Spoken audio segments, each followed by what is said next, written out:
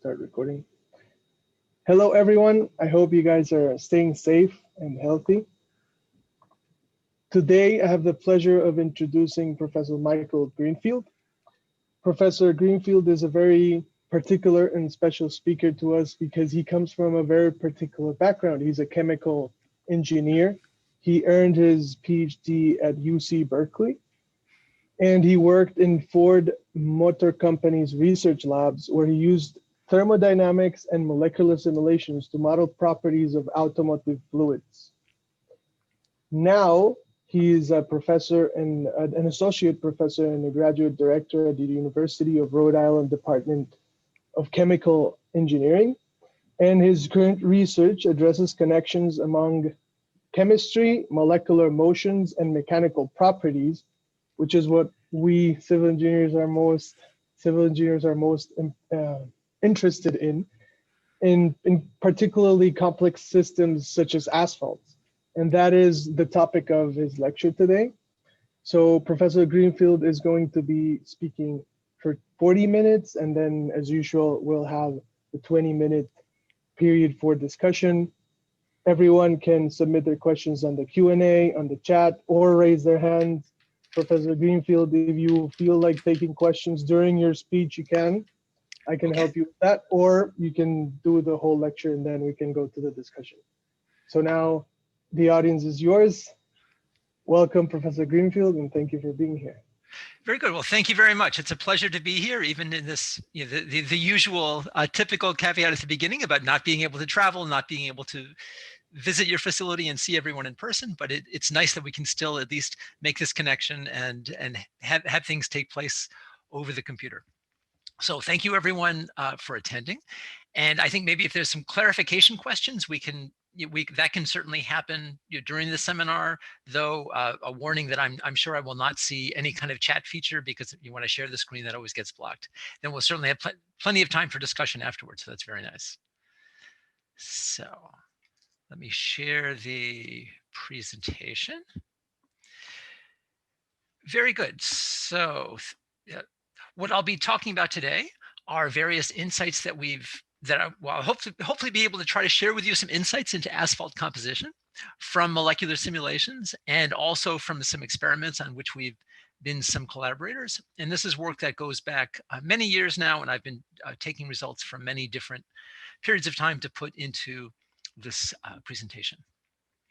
Again, what makes a good pavement? Right, this is something that many of us are all thinking about quite a lot, right? We want a pavement to be smooth, we want it to be flat over time, we want it to be durable, we want it to be easy to repair, inexpensive, it would be good. The piece that we want to be trying to bring in is how can we include this understanding of molecules within the system, and how can that help address these needs for a good pavement, and in particular, a good asphalt pavement. And so in terms of helping understand the role of molecules, then we also need to be looking at what does this mean for us in terms of the microstructure of an asphalt or a bitumen. You'll see I will be using these terms fairly interchangeably throughout the presentation. Asphalt can mean both the blackish material that's holding the rocks together in a pavement, but also the overall pavement. Bitumen often is more specific simply to that black material. I'll be using, you'll see each of these together. So when you think of one, you can also think of the other in terms of this underlying asphalt binder material. In terms of understanding roles of molecules, what does this mean in terms of the microstructure of the asphalt? What does it mean in terms of its nanostructure? How are these influenced by the chemistry of the bitumen? And also, how can various chemistry hypotheses that we make, how can these be tested by using simulations and models on the nanoscale? This is really where we have the expertise of our group and the focus of our research over the years. So I want to start with some of the examples. Again, these will be familiar examples for those of you who work a lot with asphalt pavement. One of these is rutting. This photograph on the left is a classic photograph. If we zoomed in and looked at the car, we'd realize this is also a very old photograph. Rutting is referring to these kinds of grooves that are appearing in the roadway because of the asphalt moving as a consequence of the stresses on it from passing cars.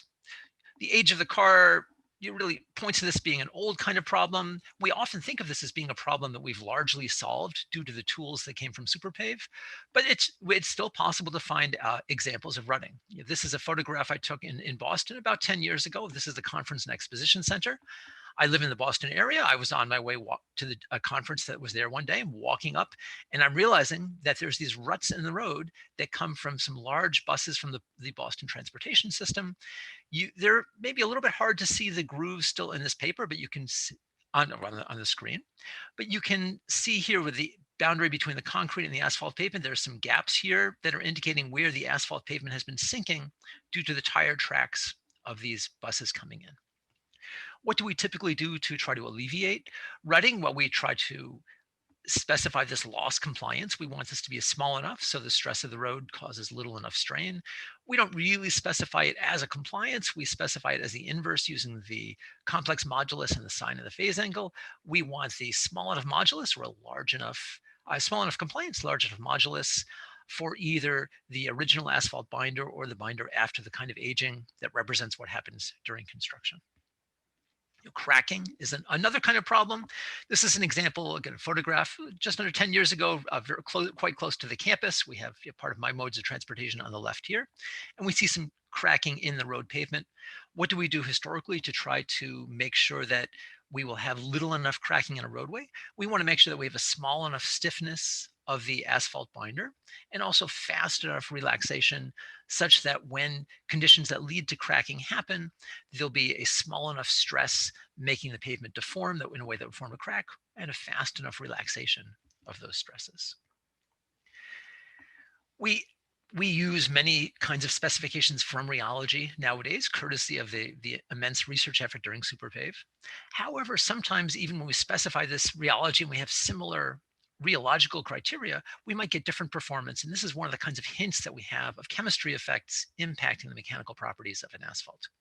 This is an example of data that were measured at the Accelerated Loading Facility at Federal Highway Labs outside of Washington, D.C. What we're looking at on the x-axis is this rutting parameter where we have a high compliance over on the left, a low compliance on the right. Again, the higher the compliance, the higher the rutting that we would expect from a given strain. The different numbers here are the performance gradings. They're indicating the temperatures. The first number is the higher temperature at which this should be satisfied. And what we see is that for some systems, we have a very similar kind of parameter that should be guiding how much strain or how much rutting we should be expecting, but there's actually different amounts that are measured. So we have the same kind of similar kind of lab criterion, similar kind of temperature specified as a result, but different amounts of rutting that actually happened. In other cases, we have very different amounts or different expectations really for the rutting. They led to similar temperature criteria, but through different numerical values of these. And so we might expect different amounts of rutting in terms of this parameter, but in fact, we're getting similar amounts here on the y-axis of rutting. Here, very, very similar amounts in these particular cases of rutting, but very different criteria, very different parameters coming from the Rheology. Why is it the chemistry of these different asphalts are leading to these mismatches between the parameter that should be guiding how much rutting happens and how much rutting actually happened in the field? Another example that has come up recently is this thing called REOB. It stands for recycled engine oil bottoms. It stands for what happens when you take engine oil that's been used in a car, you recycle it, you distill off as much as you can to use as engine oil again, and you're left with the bottoms, the things that don't distill. This was used for a bit as an asphalt additive. The proponents claimed it would improve properties under low temperature conditions and would help facilitate using recycled asphalt pavement. On the other hand, it got blamed for various kind of cracking issues and premature failures of pavement. We can ask in terms of the chemistry, why did the lab screening tests not really indicate possible issues for these types of molecules? And I will say in advance, I don't have an answer for you about this one today, but this is certainly we were one of the many groups looking into this REOB issue. So we'll have a few slides talking about that.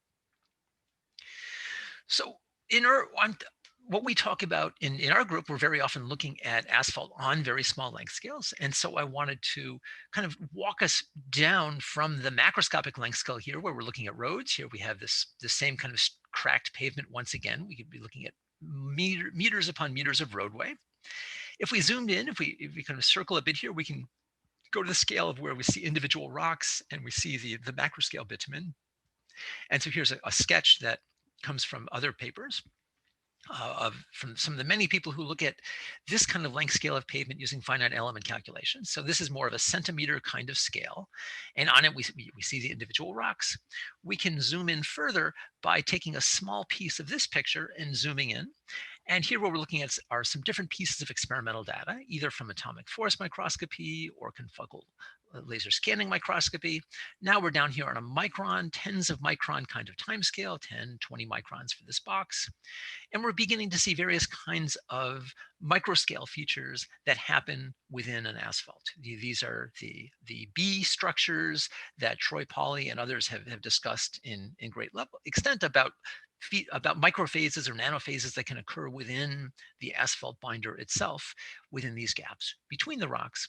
What we're doing in our calculations is we're actually taking a very small piece of this and zooming in, and we're looking at a molecular scale. We're doing calculations on systems that are of nanometers edge. So this bar here is about 4 nanometers. This is a picture from one of our molecular dynamics simulations. Each of these circles are not quite to scale. I've tried in points to put our system on this picture, but I cannot in the presentation software make a dot small enough to really just simply get the 4 nanometers on this scale of a 20 angstrom kind of picture. What's important for us is that each of these different scales, as we look at different scales, we keep seeing heterogeneities on those different scales. So what do we wish to do?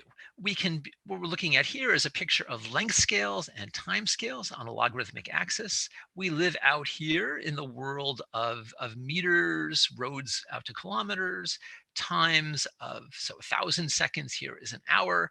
So the times we experience are very much out on this kind of scale. The times we can access in our molecular dynamics simulations are down here, very small kinds of time scales, small kinds of length scales, nanometers, tens of nanometers, nanoseconds, tens of nanoseconds. Simulations are getting faster. We can maybe go out 100 nanoseconds, but since it's a logarithmic scale, it's 10 times harder for each little tick mark we want to go. So there's no way we can take one simulation here and just reach all the way out to the roadway. Instead, what we look at is a multi-scale kind of approach. What we look to do with our molecular simulation is to feed into various kinds of modeling tools at larger length scales, longer time scales that can inform us more about this kind of microstructured bitumen.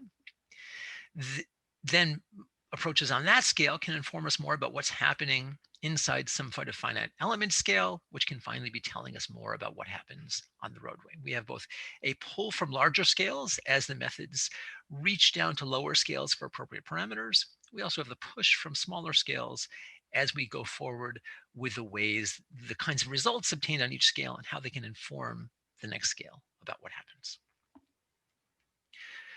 So what are we looking to do? The hypothesis in our work is that if we have an accurate representation of the bitumen chemistry on this molecular scale, that we can then actually demonstrate mechanisms that are consistent with real bitumen. And this is really the story that I'm telling you today really comes from this general hypothesis that this can work and that we can learn things about the real asphalt this way. Again, our motivating questions.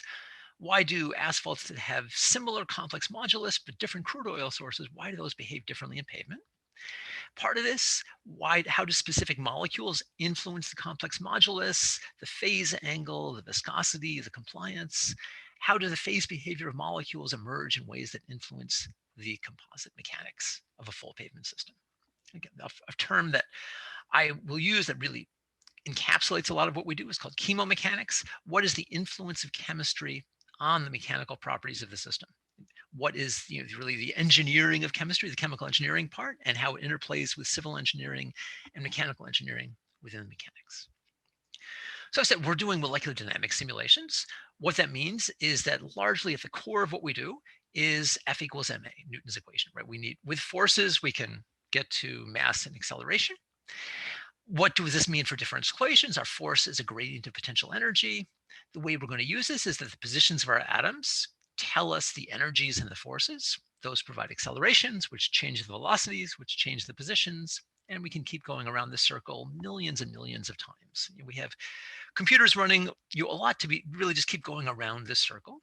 What we get out of this is information such as what's the instantaneous stress in our nanoscale kind of system. What are the positions of the molecules? What are the motions they make, the kinds of rotations, and how do these change over time? And this finally gives us information about how molecules relax, how things correlate, and ultimately about the properties in the system. I do want to uh, have a little advertisement here that if you are looking to learn more about molecular dynamics and what it means, in particular about asphalt from the perspective of doing pavement engineering or asphalt science, asphalt engineering, we have a series of project reports that have emerged recently. This is work that was originally funded by the Rhode Island Department of Transportation.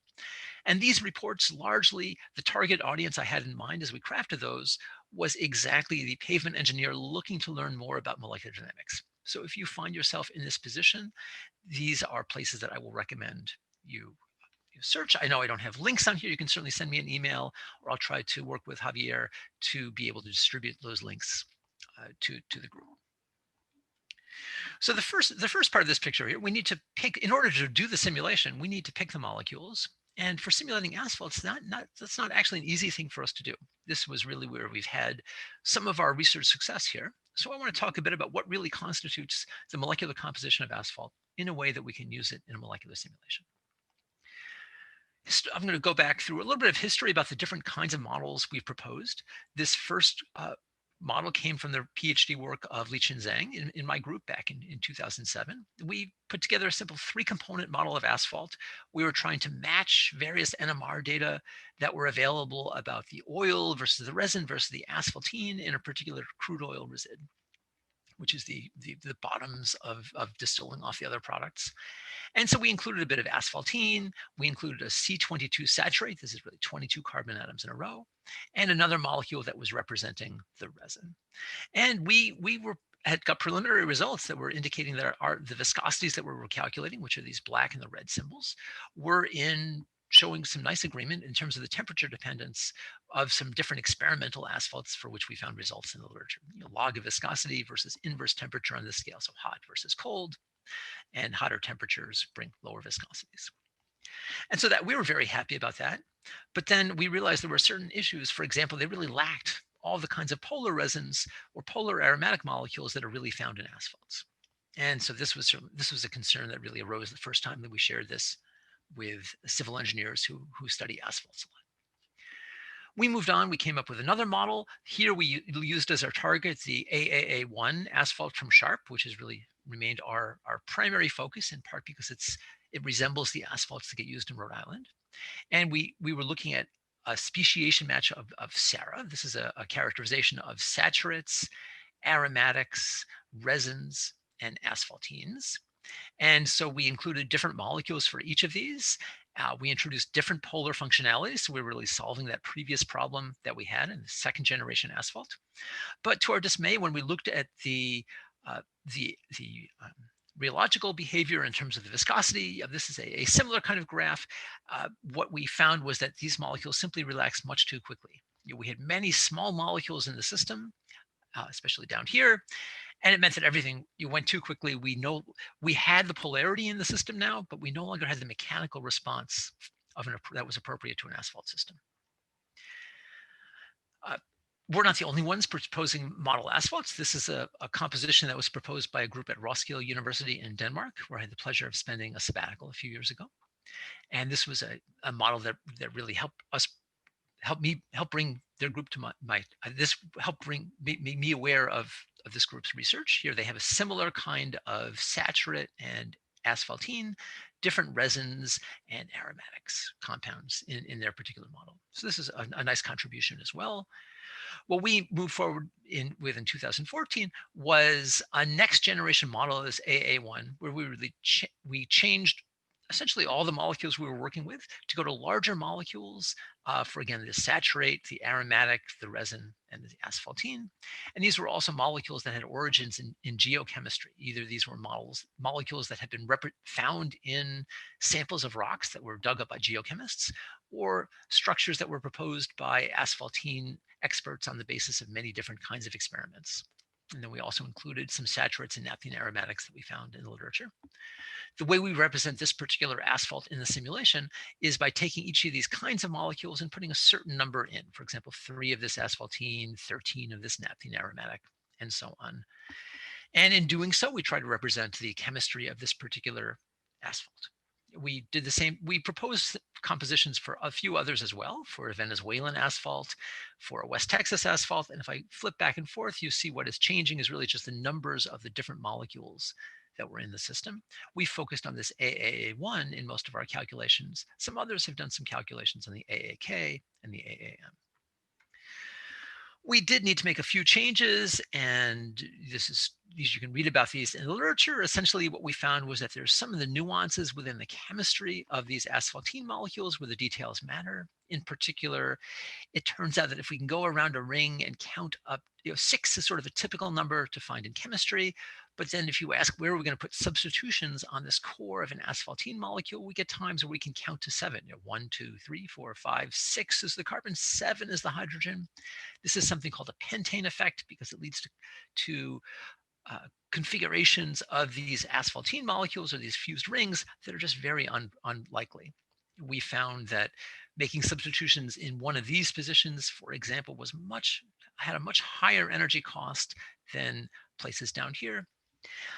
What this means for individual molecules, here we have some original configuration, some original bonding of one of these particular asphaltenes as it was proposed in the literature. If we look at this molecule sideways, you see lots and lots of twisting going on.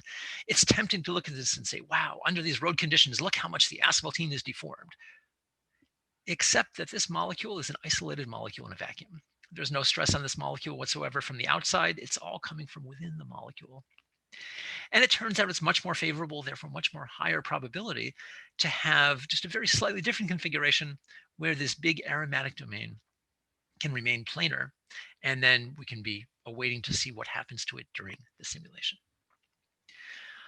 Why should we believe the chemistry of this particular model system that we're putting together? What we're looking at here is the distribution of these different saturate, aromatic, resin, asphaltene groups in these various generations of models.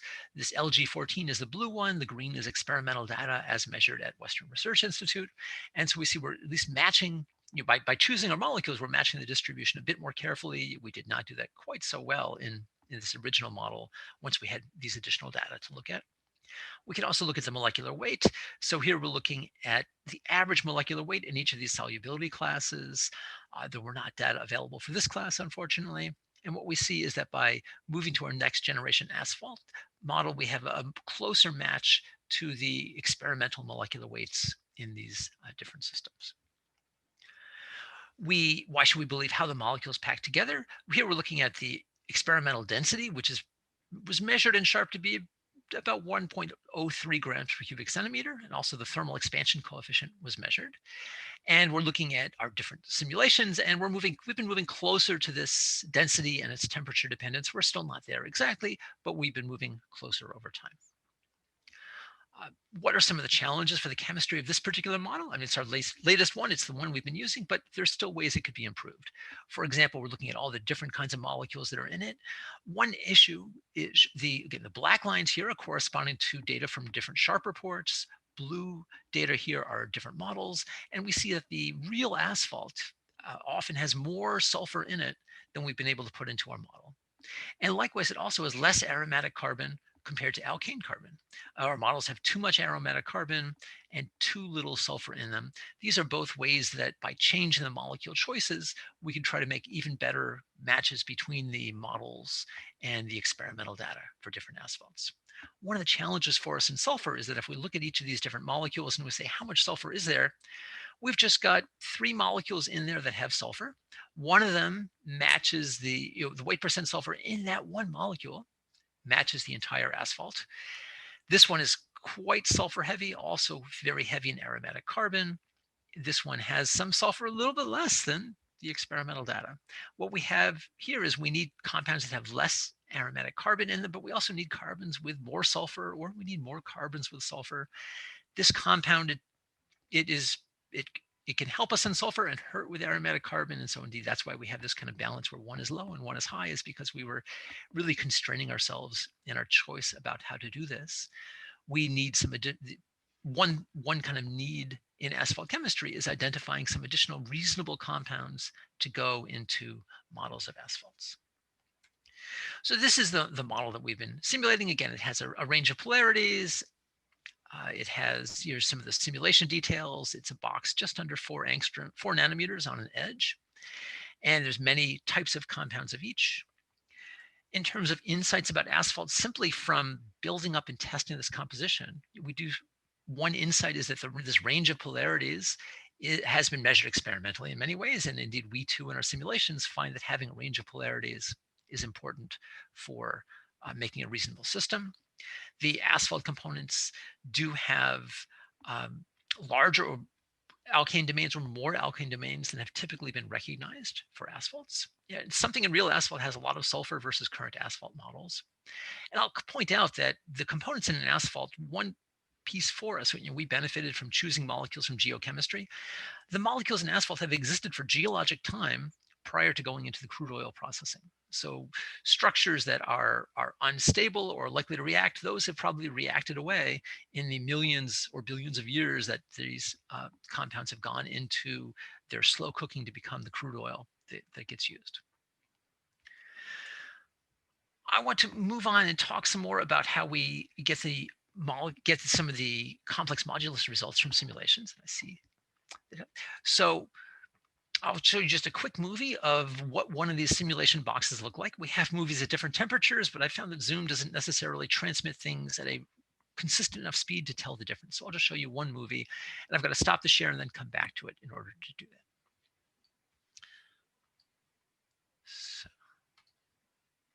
that. So here we have our particular box, and what I'm going to do, this is at, I believe, 20, what I'm going to do is as I play it, we'll see the atoms moving around. And as we run a molecular simulation, this is what typically is happening in it. We see some vibrations. This is a colder temperature, so there's not too much large scale motion happening. If we had a higher temperature, we'd see probably a similar view because of what it looks like over Zoom, and the molecules would be moving around within the box.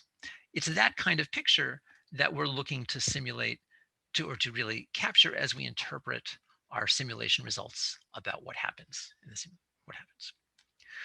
So what do we do? One of the common practices, just to inform you, right, it looks like a very small box. I'm saying it's nanometers. Wow, how does it not get dominated by surface effects? We use something called periodic boundary conditions, meaning that we leave the box on one side, we're going to come in on the other side, which really we can think of as looking somewhat like this. We have this checkerboard of examples of our simulation system. And so this eliminates any edges, but it limits us to looking at length scales that are about half the box edge. So it limits us to nanometer kinds of length scales in our interpretations. We go through some numerics in order to calculate the stress. And again, I'm happy to talk with people later about that or answer more questions. You can also go back and see some of our reports if you wish to read about this in more detail about how we calculate the stress. One aspect of this is that as we run our simulation, we get huge fluctuations in the pressure, huge fluctuations in the stress, because it turns out those scale with the inverse of the square root of the system size. We have 18 to 20 orders of magnitude fewer particles than a real experiment. So we have 9 to 10 orders of magnitude larger fluctuations. So we'd never see this in an experiment, but it dominates on the nanoscale. In a simulation, it's one of the things that we have to then take into account and analyze carefully to eliminate these kinds of big noises that happen. So what do we calculate? We go through the simulation methodology to get us to something called a stress relaxation modulus. With a stress relaxation modulus, we can use that with a Fourier transform done numerically to get the complex modulus, which we know is what's important in terms of asphalt rheology. And we could also work with each of these to get to a zero shear viscosity as well that we can compare to experimental data. What is done experimentally? Well, stress relaxation modulus, this is saying after a given after a given strain is imposed, how does the stress change over time? We also could look at creep after imposing strain. How does the stress change? And I'm sorry, how does the strain change after imposing stress? And of course, dynamic mechanical. This is really the most common asphalt rheology experiment that gets done. So what do we find in our simulation? What we're looking at here is, this is looking at the frequency dependence of the complex modulus. If we look at this ratio, we expect it to become constant in the limit of low frequency. We only have very high frequencies in our simulation, but even with these very high frequencies, we see at the highest temperature that it begins approaching a value that is consistent with other ways of calculating the viscosity. And so we can make a direct calculation at the highest temperature. At lower temperatures, as we keep going to less and less high frequencies, we still have a continuing rise in this ratio. We don't have a direct estimate yet of the zero shear viscosity from our simulations. We can take this high temperature estimate of the viscosity. We can scale to lower temperatures by using an approach with individual molecules that I'll mention in a little bit. And the blue is the estimates from our calculations. The green are experimental data, again, for different systems, but we're very happy to be seeing a similar kind of temperature dependency. We may not be right, but we're certainly happy about having a similar dependence in that way. These red curves, these are the earlier experiments, that the earlier simulation models that were just too small. The molecules were too small, the viscosity changed too little with temperature. Stress relaxation, this is the property that we wish to use to get directly to the frequency dependent complex modulus. And we see it depends on temperature. The lower the temperature, the slower things relax, the longer on a molecular kind of time scale. But also you see as we go to longer and longer times, we have noisier and noisier results from simulations because we can do less averaging over these longer times. And this noise ends up really being a problem for us. If we take these results and directly try to calculate complex modulus, we get something like this. This is if we split the complex modulus into a storage component, a loss component, and the phase angle, our simulation results really give us these huge smears of data. It's hard to know what to do with each of these. If you look at this graph and say, what's the phase angle? Well, it's somewhere between 0 and 90 degrees. And we knew that before doing anything. So one thing we developed more recently is a tool for doing noise reduction on these to really get at much more of what's happening within the storage and loss moduli and also with the phase angle. And this then lets us move forward and use these to interpret more about what is happening. And so these are some more recent results where we now are looking at time temperature superposition, the frequency scale using a shift factor, log axis, log of the complex modulus on the y-axis, taking these three different temperatures from a simulation, choosing the shift factor to superpose them as much as possible, and then overlapping the Christensen-Anderson-Maristenu model on top of it to see that indeed, even on the molecular scales, this model of asphalt rheology is describing the complex modulus very well, all the way up until the very highest of the frequencies where we start seeing a few differences. We can also look at a phase angle plot where now we have just the phase angle, again, log of the frequency scale, same shift factors, reasonable overlap between the highest two temperatures, a little bit less good superposition of this colder temperature. Notice we're taking much bigger steps than is typically done experimentally. That feature at highest frequencies, we're now seeing it's this kind of loss peak emerging that is not overlapping with time to temperature superposition. If we look at the two results together in a black plot, we have the log of the complex modulus, we have the phase angle. We see the three temperatures, they're overlapping pretty well. Again, here's the CAM model doing a decent job. And we also can compare to literature data where people report their CAM model results. We then have shifted them to correspond to the same we do a shift to get things right. And we can see that qualitatively, again, we're on the same, we've got a similar kind of curvature, the same kind of plot can show both the simulation results and the experimental data. Again, these were experimental data that they fit to these models, and I'm just showing you the fits of their model. One thing we can learn comes from comparing the different parameters. Again, these are results directly taken from this paper in the literature that kindly published all those parameters. And here are our fits. We can see that if we compare the this crossover frequency, the real asphalt's around 10 radians per millisecond. Ours, if we shift it to the same temperature, we're around 1,000 radians per millisecond. So we're about 1,000 factor off in terms of crossover frequency between the simulation and the experiment. So that's certainly a difference in this big shift in temperature. Also in the exponent, we're finding an exponent of about a half compared to about 0.2 or 0.25 in the experiment for these other asphalts. And what that indicates is really a more narrow relaxation time distribution within the molecular asphalts. And this is pointing to some additional kinds of improvements to make within the asphalt. what happens on the molecular level within an asphalt, right? So here we've had lots of complex modulus results. What's happening within the asphalt that can tell us more about what's leading to this complex modulus. So I will show just one very brief movie of what happens as we take the whole asphalt and look at just a single molecule type. What is that molecule doing when surrounded by bulk asphalt? So let's see. Looks like I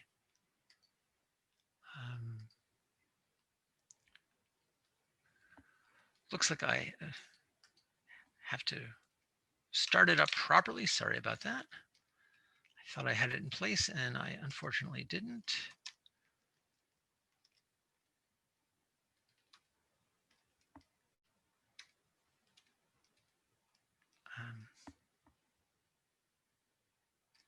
Sorry.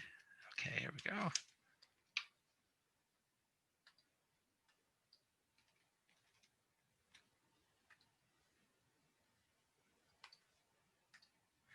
There we are. Now you can see it. So what we're looking at is individual asphaltene molecules. And during the simulation, as the whole asphalt is moving around, what's happening is these molecules, you can see they're changing their direction a little bit. They're rotating. They almost look like birds flapping their wings as they move around. The motion is the alkane chains. And this is the kind of motion that's happening within the asphalt itself as it is experiencing local stress and strain fluctuations. And so that's the kind of motions that we wish to really quantify to understand what's happening within the asphalt. Here we are. And so the way that we do that, right, is that we are looking in a particular direction. And as this molecule rotates, the direction it's pointing in changes. We look at things called correlation functions that tell us how that direction changes. And from that, we infer a relaxation time that we can relate to the viscosity of the surrounding asphalt around each of these individual molecules. And so we've done that a lot. We typically get plots like this, and there's many more of these than there is time to show you. Essentially, the key is that when this function is at 1, it means they're perfectly correlated with where they were initially. As time goes on, they point in different directions, and this function drops down from 1 until 0. There's a few different ways that we can calculate it, one of which drops more quickly, so we use that one in our calculations. Each of these corresponds to a different kind of real experiment that can measure this function. What we see is that if we look at different molecule types, they relax at different rates at the same temperature. The smaller molecules will relax more quickly. They'll come from 1 down to 0. If we look at the same molecule at different temperatures, we see at the highest temperature, it can relax quickly. We've got a log scale now. We can see a lot of the noise that happens after a lot of relaxation. As we cool the system down, there's less and less relaxation happening. These lines are fits of an exponential and a stretched exponential. What we do is we fit the part that we have where we have simulation results that's not too noisy.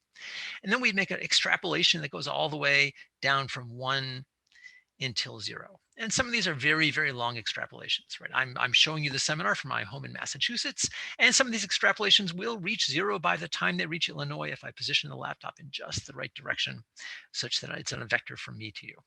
So there's very, very big extrapolations. The area under that curve is then the correlation time. And what we see is that we can begin looking at a log scale as a function of inverse temperature. And at the highest temperatures, the relaxation times are approximately 100 to 1000 picoseconds, or 0.1 to 1 nanoseconds, which is similar to the relaxation time for asphaltene molecules in toluene, which has a similar viscosity when toluene is at room temperature, and the asphaltene, or the bulk asphalt, is at 500 some odd Kelvin. As it cools down, the relaxation times become much, much longer. So here we're getting all the way up to relaxation times of 1 per second or so. So much, much slower, very, very big extrapolation. And this depends both on the size of the molecule and on the temperature. This is really a temperature dependence of a relaxation time. So we can compare that to the shift factors that we're getting from the time temperature superposition. So what we have here we have our reference temperature that we're choosing to be our highest temperature. The big X's here are the shift factors from the complex modulus. And what we see here as we compare to the shift factors that we calculate with these rotational relaxation times, what we're seeing is an important piece of the underlying physics. We're seeing that the complex modulus shift factors are giving us a temperature dependence that is similar to the faster kinds of molecules in the system. And so it's saying, even though we have a range of molecules that are present, it's the fastest ones that are helping give the rates of the time temperature superposition. As far as I know, this is still really, the fundamental science of this is still being explored. That's an area where we're still concentrating our future research in understanding that fundamental bit more. So we can do lots and lots of comparisons. I'll simply point out this is a comparison with some more recent work by the group of Raj Khare at Texas Tech University. They took our system, they were simulating various rheological properties. They found these particular shift factors as a function of inverse temperature using a different reference. And if we look at the temperature dependence of ours and compare to theirs, it's a similar slope. And so if we shifted this to the same reference, there'd be good agreement in this range where we have some results. They use methods that really allowed them to span lots and lots of orders of magnitude to get the shift factor. So that's really exciting work coming out of that group. I encourage you to take a look. I mentioned in the abstract, we have had some work on experiments. We are largely a simulation group, but we've collaborated a bit with some experimental groups. And so I want to just take a couple minutes and show you some of those and in terms of how it can help us understand more about asphalt composition. So one was a study that helped us look at sulfur species that are found in asphalt. And this experimental method called Zanes, and this is a collaboration with Drew Pomerantz at Schellenberger, was the person who really coordinated all of these experiments, and lots of people were involved in doing the experiments and interpreting the experiments. This particular type of experiment, it gets done at a synchrotron source. These were done at Argonne National Labs outside of Chicago. And the experiments have to be tuned to only one atom type, and so we were looking at sulfur. And the experiment works by measuring core electrons. The kind of chemical bonding environment leads to a shift in where the absorption peak happens. And then by comparing to pure compounds, we can interpret what's happening within the asphalt. So in this study, we looked at 3 different cases. We had an original asphalt binder. We looked at what happens after RTFO aging and also PAV aging. So this is aging similar to construction, aging similar to some years of aging in the field. And we look at both what sulfur compounds are present and what happens with aging. These are the standards. We can see that as we go to more and more polar asphalt, there's a peak shifting here to the right. Here we have the comparison of these 3 different asphalt samples. And in particular, we see this peak in the right was smallest in the original asphalt, and it grew with RTFO and then PAV aging. So how is this interpreted? Well, we can, from fitting the asphalt data with the pure component data, we obtained estimates of how much sulfide, how much thiophene, and how much of sulfoxide and other sulfur types were present within a bit of noise in the data fits. The important features to look at here are that the sulfide sulfur is going away as a consequence of asphalt aging as we get sulfoxide within the sample.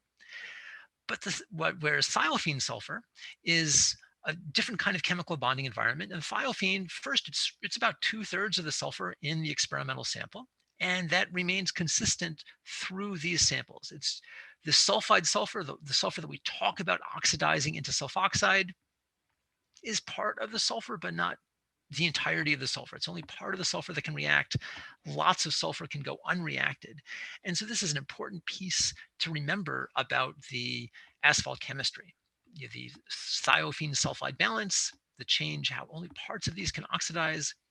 This was while we were interested in Rheobs, so we were looking for other kinds of sulfur compounds that are indicative of engine oil additives. They would have peaks in these locations indicated by the arrows, and there were not consistent peaks with these kinds of additives in this particular sample. Another kind of experiment we've done is we've been involved in experiments using ICPMS, inductively coupled plasma mass spectroscopy. In this experiment, you obliterate the asphalt sample, you make it a plasma, you get individual atoms from the asphalt samples, and then you can measure which kinds of atoms are present, and that can help with regarding Rheob. There's a bit of calibration that is involved in order to get the desired information, how many of each type of atom are in the sample. And so this is one of the kinds of pictures that comes out as we probe into the sample. We monitor the asphalt. We see kinds of elements that are present in asphalt. In this particular sample, we also find compounds that are present in Rheob as well, both zinc and molybdenum, for example. And then this is a strong experiment. Ultimately, we see the chemical composition of the glass slide that was holding the sample that comes through as well. And so this particular case, the atoms that were present do indicate that this sample likely had some Rheob in it because of the presence of these other metal atoms. I see that I'm really pushing up against time, so let me just say one or two quick things about about some fundamental calculations we've been looking at that look at this underlying performance of the mechanics.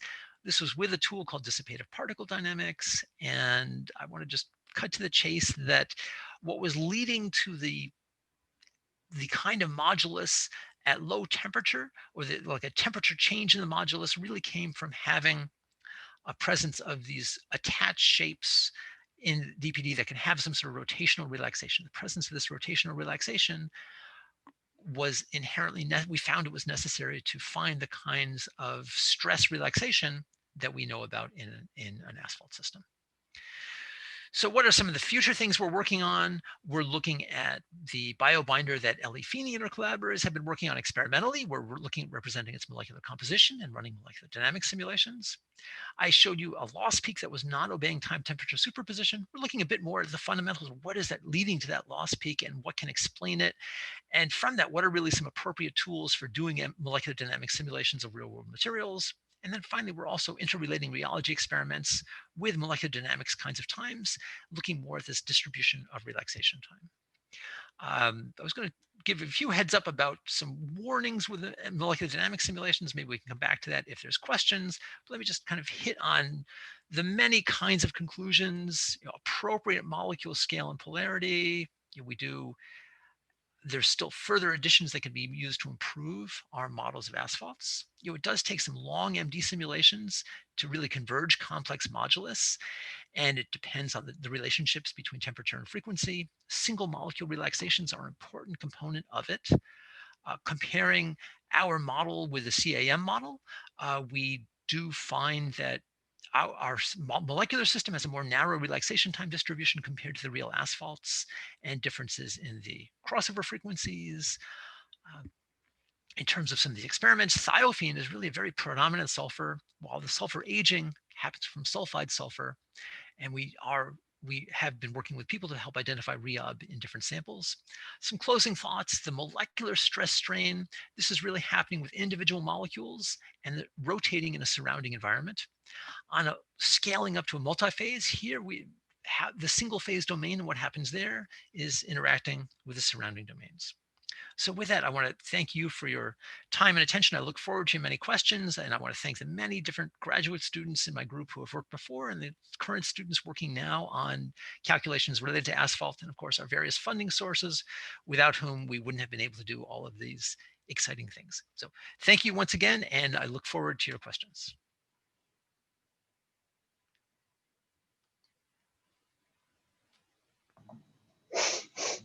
Thank you, Professor Greenfield.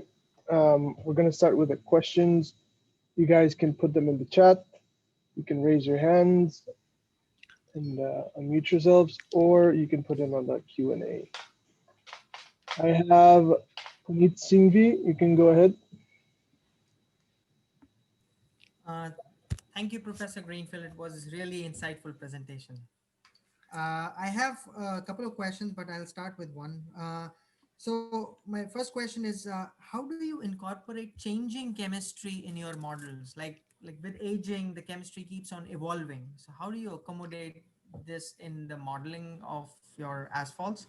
And my second question is regarding the sharp binders in one of the slides you showed that you were modeling the sharp binders by using different kind of asphaltenes, different kind of resins. So how do you like validate that that those species which you are incorporating is actually, you know, true? So these are two of my questions for now. Sure, those are both excellent questions. So uh, in terms of aging, what can be done and what some others have done is to take the system and maybe I can bring up the right cartoon for this. There are a couple different slides that would be appropriate for this one. And let's see.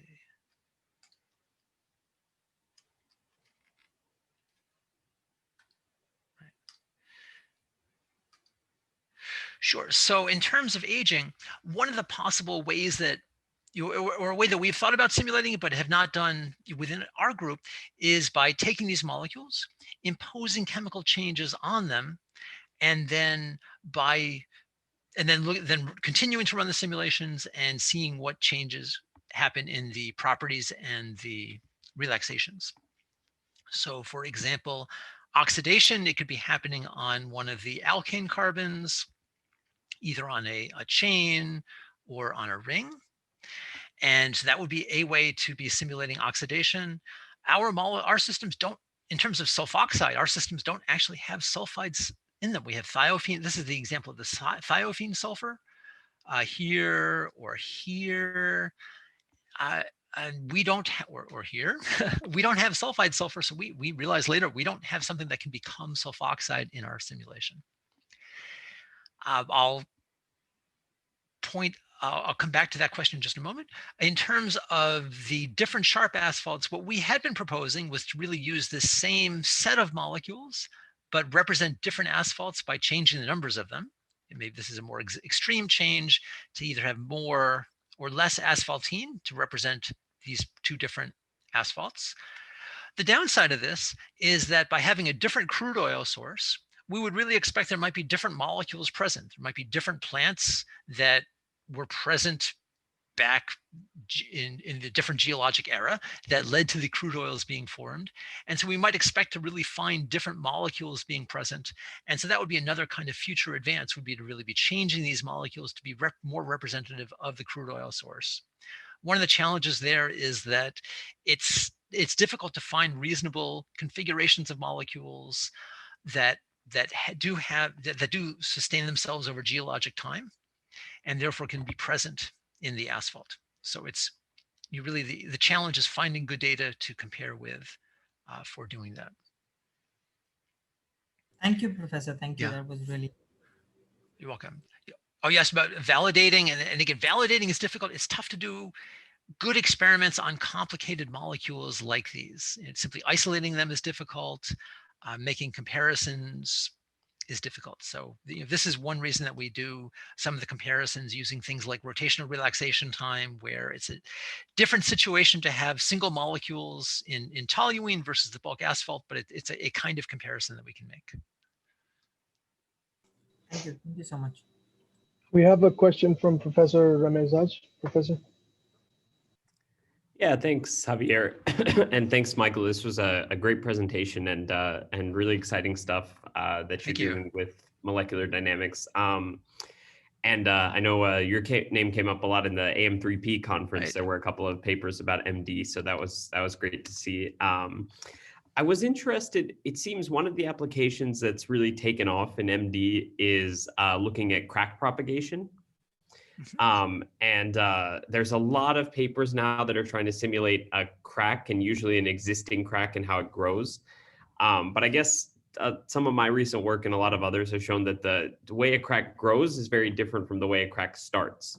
And so in terms of MD, one interesting thing that I guess hasn't been explored is the crack initiation and how that occurs. But it's one of those tricky areas because this is happening in between different phases of the microstructure rather than at the molecular level, at least as far as we know. So do you have any thoughts about maybe what approaches would be right in terms of modeling crack initiation, or have you guys tried anything along those lines with MD? Oh, it's an excellent question. We have not tried it ourselves. I think you bring up a very good point that that identifying the site where this can happen is going to be an important piece of it. And that if we're having a multi-phase boundary, then it certainly sounds reasonable that that could be a place where it can happen. Incorporating one of those, I think incorporating the length scale and the time scale into MD is a big challenge in that regard. And the length scale piece, let's see, if I go back to one of those and then share the screen so you can see what I'm pointing to. Right, as we're looking at this micron kind of feature, then yeah, having a boundary between, for example, one of these saturate crystals that makes the bees versus the bulk asphalt part here, or if we had a polymer modified asphalt, we have polystyrene domains, for example, within the bulk asphalt. Having that interface could be an important place for a crack, but identifying it on a nanometer kind of length scale with a periodic replication of the same box next to itself, it's difficult to fit that kind of multi-scale effect into the asphalt directly. And another aspect I think that's going to be challenging to simulate is this question of what happens when it is, or how do you average over the time scale? One kind of thing that I've certainly seen people present is they show results that appear converged over a nanosecond, but they've also only run a nanosecond of MD. Or maybe they've run 10 nanoseconds of MD. Computers are getting faster and faster, you can run longer. I think converging the calculation to have statistical significance is difficult. I think that's one of the, you pointed out that the trends in what people are looking at with MD, unfortunately, one trend is publishing results without statistical significance.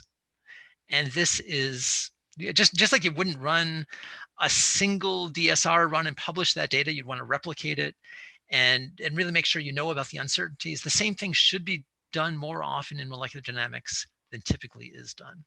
And so that's a kind of concern, especially with some sort of non-equilibrium process like crack propagation. Great, thanks. Yeah. Lama has a question. Lama, you can go ahead. Hello, Professor. Thanks for the presentation. I have two simple questions to ask. One is about when you said we need more sulfur in the simulation model and at the same time less aromatic carbon. So how's that going to happen? Are there compounds that are not discovered yet within the binder that we don't know about that can do that? And also my second question is that why did you choose to model the asphaltenes? So from my very shallow understanding, I understand that the asphaltenes are the most stiff part of the binder, so they wouldn't vibrate as much as the lighter other fractions. So why don't you model saturates, for example? Oh, sure. So in order, there certainly are real compounds that must have these sulfur functionalities and the right amounts of alkane carbon because we use them in our asphalts, and we infer that they exist because of the characterization experiments measuring the mass fraction of sulfur and measuring the relative amounts of alkane and aromatic carbon through NMR. So the data on the real asphalt suggests these things are there, and it's really a need for us to pull them into the models because they are present in the real compounds. In terms of the choices of molecule types that we put in, we wanted to include the asphaltenes because, as you said, they're thought to be the largest, they're described as the most polar, though of course, compared to water, everything is non-polar in the asphalts. We do find that the asphaltenes rotate within our simulations just like the other kinds of molecules do. The asphaltenes rotate the slowest of the different molecules. What we're really seeing now with some of the recent results that I showed that Ramez referred to at the AM3P conference over the summer is that the fastest kinds of molecule rotation seem to be coupling with the shift factors for the complex modulus. And so we want to make sure that we have the whole range of molecule relaxation times that are present. Essentially, the fact that we're not seeing a broad enough distribution of relaxation times suggests that we certainly want to include the asphaltenes and their slower relaxations, but we also need to have even a wider range of relaxation rates in order to be more reflective of the overall asphalt system. Yeah, I'm very often, if someone trying to include, I'm like, oh, let's put all the complexities in that we can. You know, some people simulate by using very simple model systems. My group, we're trying to bring in the complexity of the real world molecules, and then along with it, come up with interpretation strategies that can help us get insights and infer results from those complexities that are present. So we're taking one last question because we're almost out of time. I see Anjali there. So Anjali, you can go ahead. Thank you, Javier. Thank you very much for the nice presentation, Professor Greenfield. Really great work, and it seems like really fun work as well. And high level question, I was just wondering, and since you've mentioned that you have had a DOT sponsored project, how and what has been the adoption and or practical implementation of MD, what you found in the corresponding deliverables? Sure, good question. Yes, and that is an important ongoing question in terms of the practicality and taking the results of the research and moving it forward. I would certainly say that I would not be encouraging our DOT representatives to say, wait, don't pave the road yet. I haven't run my molecular dynamics simulation. And it's a little bit early for us to be saying that and looking at that as an approach for how to be using the results. I would say the ways that the results have been having utility in part have been by looking at how the choice of the system might be, let's see, what's the right way to say it? How what we understand of the system can help with making the choices or additional nuances and or factors in making the choices of what goes into a system. You know, we are hopeful that the kinds of understanding we're developing will help with identifying additional ways to modify an asphalt, or ways to be looking at polymer modification or the use of other kinds of modifiers. In part, the experiments that emerged in terms of looking for Rheology, those were looking at taking our molecular level insight and then applying it to this everyday DOT problem that was arising. Do we have Rheology or not in our systems? How can this be learned? I don't think we would have necessarily had the same level of experimental interpretation if we hadn't been already developing and thinking about them on the molecular level in terms of the simulations.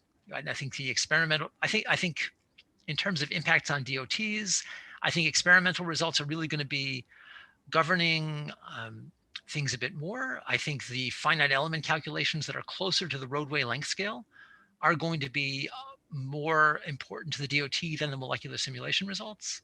I think the way that the molecular simulation results can come in is by helping us do those other kinds of things a bit better with maybe a bit of chemical intuition fitting into the parameters or fitting into the kinds of calculations that get done or measurements that get done to understand our roadway asphalts more that go into everyday use. Thank you. Yeah. Well, thank you very much, Professor Greenfield. I did have a question, but I'm going to email you and ask for the reports because I'm interested in reading those. Thank you everyone else for attending today. We still have 3 more sessions for the fall. They're going to be more oriented into the systems and autonomous vehicles. Join us next week for that. And thanks again, Professor Greenfield. That was a great presentation. Thanks for being here. Oh, thank you, everyone. And I will say, if people would like to stay for some more questions, I can stay for a little bit longer as well, answering questions if you'd like. So. Right. Thanks, Mike. We're really very good.